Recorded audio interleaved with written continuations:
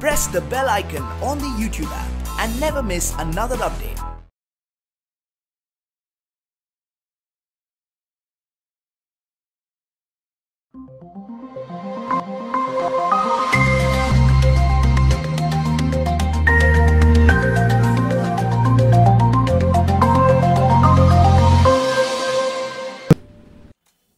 নমস্কার বন্ধুরা, spiritual bulletin চ্যানেলের সকল শ্রোতা দর্শক বন্ধু ও সদস্যকে জানাই সাদর সুস্বাগতম।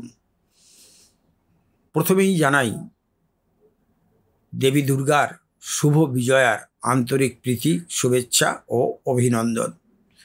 দুর্গাপূজার রেশ এখনও আমাদের মধ্যে অনেকেরই রয়ে গিয়েছে। শ্রী শ্রী চণ্ডী গ্রন্থে মা দুর্গাকে বলা হচ্ছে বুদ্ধিরূপেণ সংস্থিতা।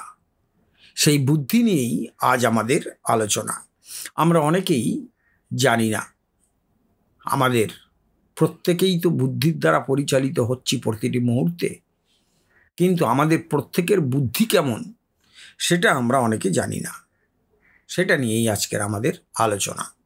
মূলত বুদ্ধি চার প্রকার। এক, পাষাণের মতো অর্থাৎ পাথরের মতো বুদ্ধি। দুই, রবারের মতো বুদ্ধি। তিন, চর্ম অর্থাৎ চামড়ার তুল্য বুদ্ধি।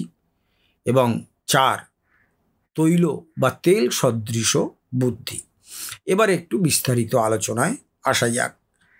পাথর বা পাষাণের মতো যাদের বুদ্ধি, তাদেরকে কোনো কথাই বোঝানো যায় না। পাষাণে অর্থাৎ পাথরে যেমন পেরেক পোতা যায় না, সেই রূপ তারা এত স্থূলবুদ্ধি যে কিছুতেই কোনো তত্ত্বকথাই বা ঈশ্বরের কথা তারা ধারণা করতে পারে না। তাহলে তাদের কর্তব্য কী হওয়া উচিত? না, খুব ভজন নাম জপাদি করা। তাতে কি হবে? তাতে ধীরে ধীরে তাদের মন শুদ্ধ হবে এবং সূক্ষ্ম বস্তু ধারণা করতে সমর্থ হবে। সূক্ষ্ম বস্তু মানে ভগবানকে বা ঈশ্বরকে ধারণা করতে সমর্থ হবে। এইবারে আসছি রবারের মতো বুদ্ধি নিয়ে আলোচনায়। আপনারা সকলেই জানেন রবার হলো স্থিতিস্থাপক। তাতে কোনো পেরেক প্রবেশ করালে তা প্রবিষ্ট অর্থাৎ ঢুকে যায় বটে, কিন্তু যেই ছেড়ে দেবেন দেখবেন পুনরায় ওই রবার থেকে পেরেকটা বেরিয়ে আসছে এবং পূর্বের অবস্থায় ফিরে যাচ্ছে। ছেড়ে দিলেই সে আগের অবস্থায় ফিরে আসে। তেমনি কোনো মানুষকে ঈশ্বরের কথা অর্থাৎ তত্ত্বকথা বোঝালে সেই সময় সে বোঝে, কিন্তু পরক্ষণেই সে ভুলে যায়, পূর্বের অবস্থায় ফিরে যায়। যেসব কথা তাকে বলা হলো সে ভুলে যায় এবং মায়ের সংসারে বাসনাধীন হয়ে পুনরায় বিষয় ভোগ লালসায় ব্যাকুল হয়। এদের শুভ বুদ্ধি হয় তাৎকালিক। এইবারে আসছি পরের বুদ্ধি। চামড়ার মধ্যে কোনো পেরেককে যদি ঢোকানো হয়, তা যতদূর পর্যন্ত গেছে ততদূর পর্যন্ত ঠিক আটকে থাকে। তাই চামড়ার মতো বুদ্ধিও সেইরূপ, যতটুকু উপদেশ লাভ করে ততটুকু ঠিক বুঝে লয় এবং ঠিক ধারণা করতে পারে। এইবারে আসছি তৈল সদৃশ্য বুদ্ধি। এই তেলের মতো বুদ্ধি যাদের, সেটি হচ্ছে সর্বোৎকৃষ্ট বুদ্ধি। এক ফোঁটা তেল জলে নিক্ষেপ করলে তা জলের উপরিভাগে ছড়িয়ে পড়ে। তেমনি তৈলতুল্য বুদ্ধিও অল্প উপদেশ শুনলেও সমস্ত বিষয়টির পূর্ব পশ্চাৎ সব কিছু বুঝতে পারে। এমন ব্যক্তির অধিক উপদেশের প্রয়োজন হয় না। এবার যে শুভ বুদ্ধি, এর মধ্যে শ্রেষ্ঠ হচ্ছে এই তৈল সদৃশ বুদ্ধি। আর চামড়াতুল্য বুদ্ধিও মন্দ নয়। রবার তুল্য বুদ্ধিরও পুনঃ উপদেশ শ্রবণ করতে করতে চৈতন্য হয়। কিন্তু পাথরের মতো বা পাষাণ বুদ্ধি যাদের মধ্যে রয়েছে তাদের উপায় কি? যোগবাশিষ্ঠ গ্রন্থে অধিকার বিশেষে 4টি উপায়ের কথা বলা হচ্ছে।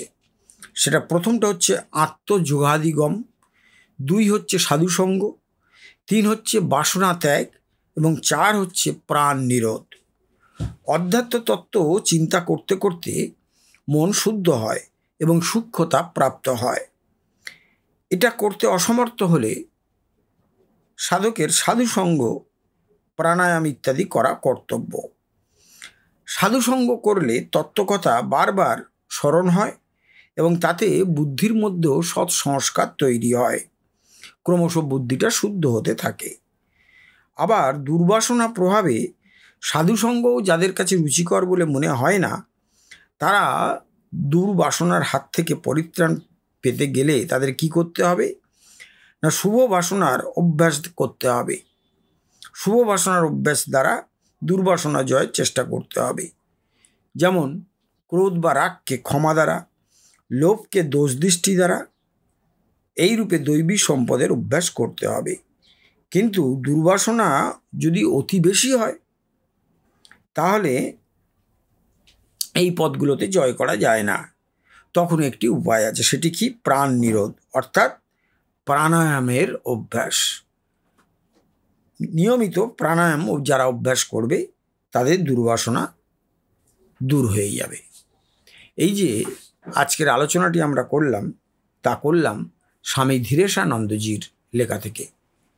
তাহলে এই আলোচনা শুনে আমরা বুঝতে পারলাম যে আমাদের কার বুদ্ধি কেমন, কোন স্তরে আছে, কিসের মতো আমাদের বুদ্ধি। আশা করি আজকের আলোচনা সত্যিই আপনাদের ভালো লেগেছে। আর ভালো লেগে থাকলে প্রতিদিনের মতো প্রচুর পরিমাণে লাইক, শেয়ার, কমেন্টস করবেন। আর যারা এখন আমাদের এই চ্যানেলটি সাবস্ক্রাইব করেননি, তারা অবশ্যই চ্যানেলটি সাবস্ক্রাইব করেই আমাদের পাশে থাকবেন। সকলে খুব ভালো থাকুন, আনন্দে থাকুন। নমস্কার, ধন্যবাদ।